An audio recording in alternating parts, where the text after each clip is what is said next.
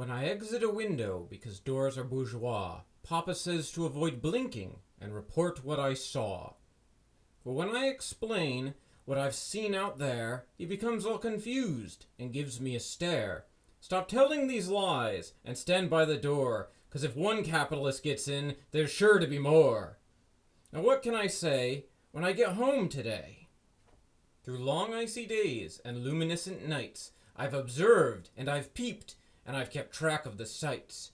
But the only thing that I've seen out there is a drunken proletariat stumbling around in Kraszknee Square. Is that important? I say perhaps, to see a man so drunken that he's on the verge of collapse. But that's not enough. He must be depressed, living in a worker's paradise and never being oppressed. The proletariat must be working, that would be fair. That makes sense to see in Kraszknee Square. Working is good. It draws a picture less rough. For him being productive, although it's still not enough, this story would be so much more real, with a unicorn filling him with revolutionary zeal. A white and grey unicorn with plenty of hair, encouraging production in Kraszknee Square. No, this vision is defective. The proletariat is still too ineffective.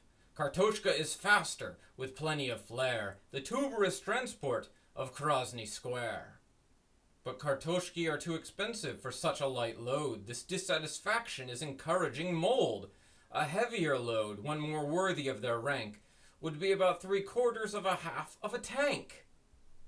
A Soviet tank. Anyone can see that. Of course they can. Like Ivan or Ivan or Ivan or Ivan. Even Ivan. Of course he can. Maybe my eyes were tired and raw. I'm sure it was a Petch pulling a tank that I saw. A beautiful stove, an object of lust, driven down the street by nuclear thrust. That's a thing that would make me stop and stare, and to think I saw it go by in Kraszknee Square. But this narrative, I can't leave it as shown. That tank is still strong. It can go on its own. It doesn't need to be pulled. It can go all alone. But the fallout from that rocket wouldn't do any harm if it were set in front of a collectivized farm. Farming's a dangerous task, as we all know. It's made even harder when it's on the go. If we are to farm at this level of haste, the workers are going to need something to taste. Is this correct? Can this stuff our larder?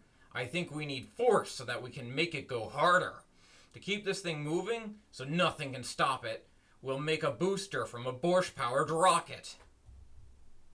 The problem I see in this kind of town is that there are going to be plenty of people around. All I can say, they had better stay out of the way. A warning, I say, to keep them at bay. Yes, that's what I'll say.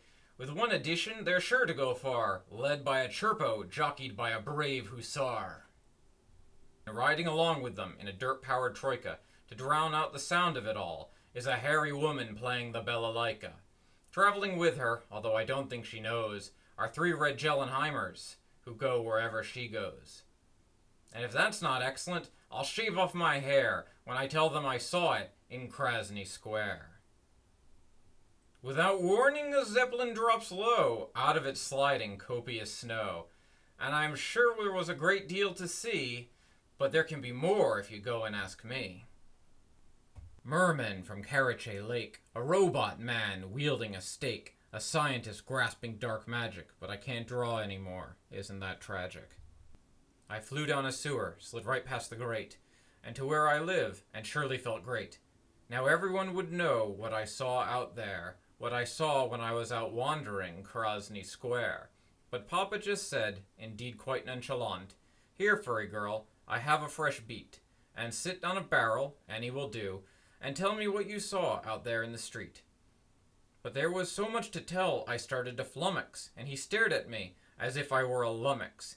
He gave me a smile, it was shaped like a V.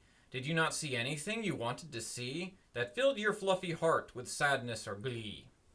Nothing, I sighed, sinking into my chair, except a drunken proletariat stumbling through Kraszknee Square.